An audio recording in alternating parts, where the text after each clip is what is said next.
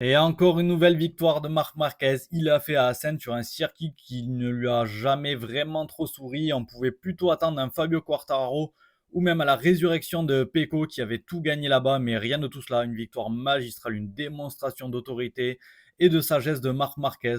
Bienvenue pour le débrief de la course MotoGP d'Assen et merci pour tous les nouveaux abonnés, cela m'aide énormément. On commence évidemment par le vainqueur du jour, Marc Marquez, et franchement, quelle masterclass! Et pourtant, rien n'était gagné d'avance. Le vendredi, il était clairement en galère. Il le dit lui-même, il n'arrivait pas à trouver le rythme. Les sensations n'étaient pas vraiment bonnes. Puis deux chutes à haute vitesse qui auraient pu complètement handicaper la suite de son week-end. Et puis rien de tout cela. Et puis comme souvent avec lui, il renverse tout, il bosse, il adapte son pilotage, il affine les réglages et il nous sort une qualif très solide, une belle quatrième place. On aurait pu attendre encore une nouvelle première ligne, voire même une pole.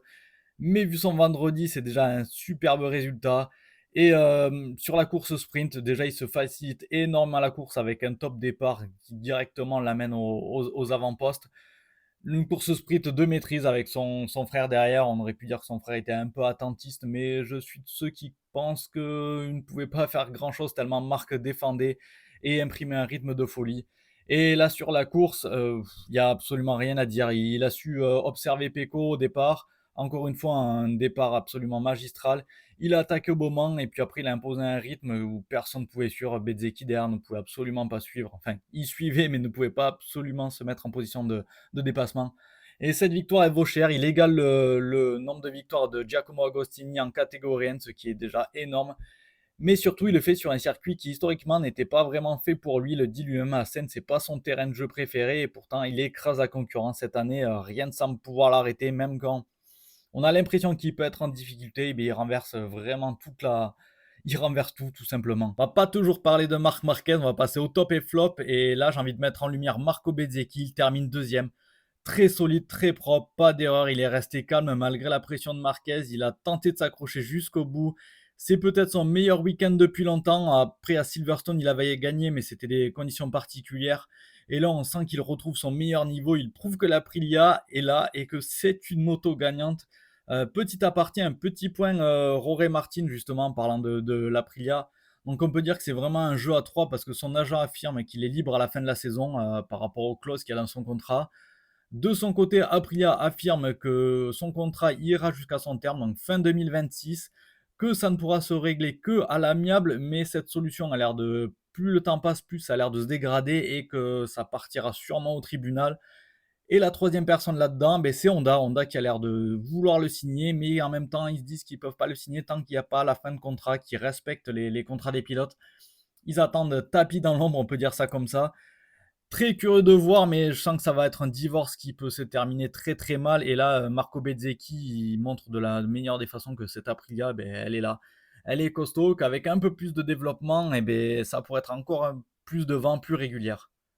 Deuxième top, Francesco Bagna, même si on aimerait le voir plus haut et qu'on pourrait le mettre en un demi-flop, on pourrait dire, vu qu'il avait gagné les 3 dernières éditions. Mais vu là d'où il revient, je trouve qu'il faut quand même souligner, il nous fait des départs très propres. Le vendredi était vraiment, vraiment top. Sa qualification était très, très belle. Il fait un début solide, puis il est décroché comme habituellement dans la course. Mais cette fois, il perd papier. Je voulais souligner ça. Il a su reprendre du rythme pour sécuriser son podium. On aurait pu croire qu'il allait pouvoir faire la jonction avec Bezzecchi, mais après ça a lâché, il devait être pendu, il pouvait pas prendre plus de risques que ça. Et le dernier top, Pedro Acosta, quatrième place, je l'ai trouvé vif et agressif, mais pas trop, même s'il y a eu cet accrochage avec Alex Marquez, on y reviendra après. Mais il n'est pas du tout fautif là-dedans, il était agressif pile là où il fallait, il doublait là où d'autres n'osaient pas doubler, je pense. Sa course est solide, même s'il rate le podium, c'est quand même bien de le voir devant avec la KTM. Pour une fois, il est devant Maverick Vinales, donc si ça peut le mettre dans un meilleur mental plutôt que de critiquer à longueur de journée cette KTM et voir qu'il y en a quand même dans le ventre. Ça me tarde de voir au Sachsenring parce que ça pourrait être un circuit qui lui réussit aussi. Et il n'y a que 3 tops, mais on va rajouter un demi-top. C'est Somkia Chantra qui marque son tout premier point MotoGP. C'est symbolique, ça reste une très légère récompense, on va dire, pour lui, parce que tellement qu'il est largué. et il a énormément profité, voilà, de tous les cafouillages qu'il y a eu, de toutes les chutes qu'il y a eu. Mais il faut le souligner quand même, un premier point, je pense que potentiellement ça sera le seul si après il y a pas des faits de course, mais voilà, on va le dire, il terminera pas à 0 points. Mais bon, comme toujours, il y en a pour qui ça s'est moins bien passé, Alex Marquez, et là le coup il est dur parce que, OK, il y a la chute plus il y a la blessure, donc fracture du deuxième métacarpien. C'est pas qu'une petite blessure, ça peut l'éloigner de plusieurs courses, mais apparemment d'après les premiers retours, ça a l'air de plus l'opération a l'air d'être s'être très bien passée, donc on verra s'il récupère, il récupère assez vite. Là, il profite du fait qu'on n'enchaîne pas sur un Grand Prix, donc avec une très légère pause d'une semaine. On va espérer qu'il revienne très fortement parce que ça peut être un tournant dans le championnat, vu que c'est lui le vrai second, à défaut que ce soit Pecco Bagnaia.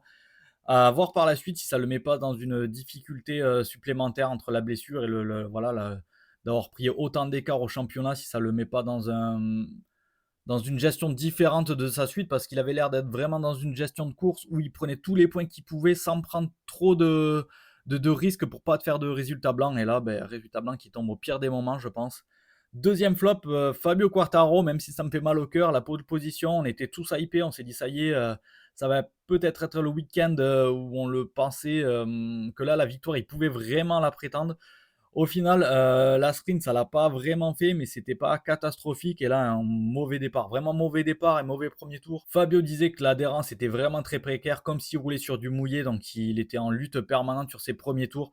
Au final, il termine 10e parce qu'en plus, il est embêté par la chute d'Aldeguer et de Mir, où il doit tirer dans l'herbe et il perd énormément de temps. À la fin, il avait l'air de reprendre du rythme, mais bon, la course était déjà à mettre à la poubelle. C'est encore une fois dommage de gâcher entre guillemets une pole position parce qu'il voilà, il va pas avoir énormément de cartouches pour choper une victoire cette année. Dernier flop, Morbidelli, départ vraiment pas évident où il passe pas loin de la chute, puis encore une bêtise avec DJ où il prend encore un long lap.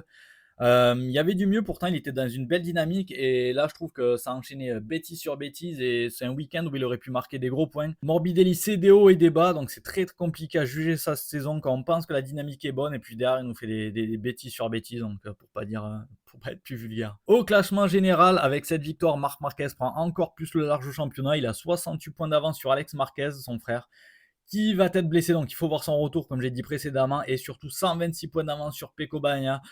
Autant dire qu'à pratiquement mi-saison, c'est déjà une domination totale. À ce rythme-là, il peut plier le championnat avant la tournée d'outre-mer. Bon, on ne l'espère pas, évidemment, pour le suspense. Mais même si des fois il peut être dans la difficulté, il arrive à sortir une stratégie de folie, des tours de folie, et très très compliqué de le battre alors quand il est pas en forme. Donc quand il va être en forme, ça va être très compliqué. Et là, on peut le dire que le prochain Grand Prix, c'est en Allemagne au Sachsenring. C'est le circuit Marc Marquez par excellence. Déjà 8 victoires en catégorie là-bas, c'est son jardin. Alors j'ai une question pour vous, elle est toute simple. Qui peut l'arrêter là-bas? Est-ce qu'on peut voir un Marco Bezzecchi continuer sur sa lancée? Pecco peut-il inverser la dynamique? Et est-ce que Pedro Acosta peut semer la zizanie comme il a fait un peu ce week-end? Personnellement, j'y crois pas vraiment, mais on a eu la jurisprudence d'Austin et de Jerez où à chaque fois il était dans son jardin, qu'il a fait des bêtises de déconcentration. Donc à voir le Saxon Ring, si là, il y a vraiment pas d'heure, qu'il y a encore un tout pile et on peut se dire que ça va faire très, très mal. J'avais dit la même chose sur le Mugello et la même chose sur Assen, on a vu le résultat. Et puis, est-ce que la blessure d'Alex Marquez, ça va pouvoir totalement, le mettre hors jeu pour la lutte pour le titre final? Répondez-moi en commentaire, je serais très curieux d'avoir votre réponse. Voilà les amis, dites-moi en commentaire ce que vous avez pensé aussi de ce Grand Prix d'Assen. Est-ce que Marc Marquez est déjà champion pour vous? Et est-ce que Fabio peut potentiellement concrétiser enfin une pole? Parce qu'on le voit, il y a une malédiction entre les poles et les livrets. Dès qu'il a une livrée originale, et ben ça se finit toujours mal. Donc n'oubliez pas de liker, de vous abonner si ça vous a plu. Et puis à bientôt pour des prochains débriefs et des vidéos tous les jours, comme j'ai l'habitude de faire en short. Allez, merci à vous et à bientôt.